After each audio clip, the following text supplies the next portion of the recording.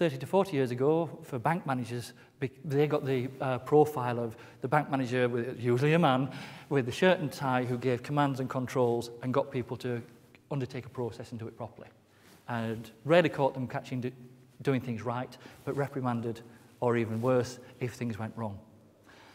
Thankfully, in the last 10 to 15 years, more organisations have been open to exploring how do we balance, how do we identify and attract and support the right people who have already existing technical competence or have demonstrated a willingness to learn and acquire technical competence. How do we get those people to balance getting a job done with enabling others, engaging others and supporting others to actually do it with them? Just like failure, success is rarely achieved alone. It's down to groups, it's down to teams. Because when you partner technical competence with emotional intelligence, the transition can be fantastic. We've got lots of case studies, won't share with you today. But I was with your colleagues in 2004 at RAF Cosford. 2004, they were exploring how to use emotional intelligence in a coaching environment to equip, enable and support people to do an even better job and enjoy the journey. What can sometimes happen, especially during turbulent times or stressful times, is there's so much focus on getting the task completed that enabling people to actually develop that clarity, get that engagement, and understand that they've been collaborated with rather than just managed can go missing.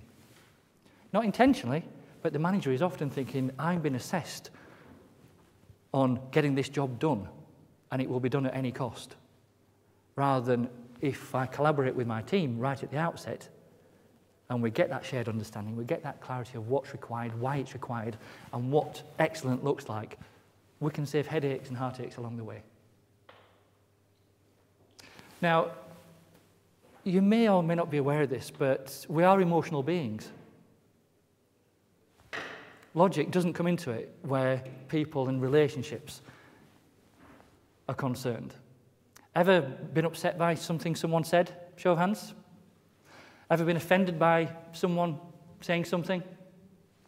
Did you choose to be offended, or did it just happen? It sort of just happens, doesn't it? Emotions creep up on us. Now, when everything's going wonderfully well and life is a breeze, anyone can manage. Anyone can manage, even without technical competence, if that person knows where to go to get that technical competence and safeguard what they're doing. It shouldn't be the default setting for a manager. But what about when there's turbulence? What about when there's a looming deadline? What about when someone more senior doesn't just ask you to do something, but commands you to do something, and we all jump? Ever heard of the term firefighting? Yeah?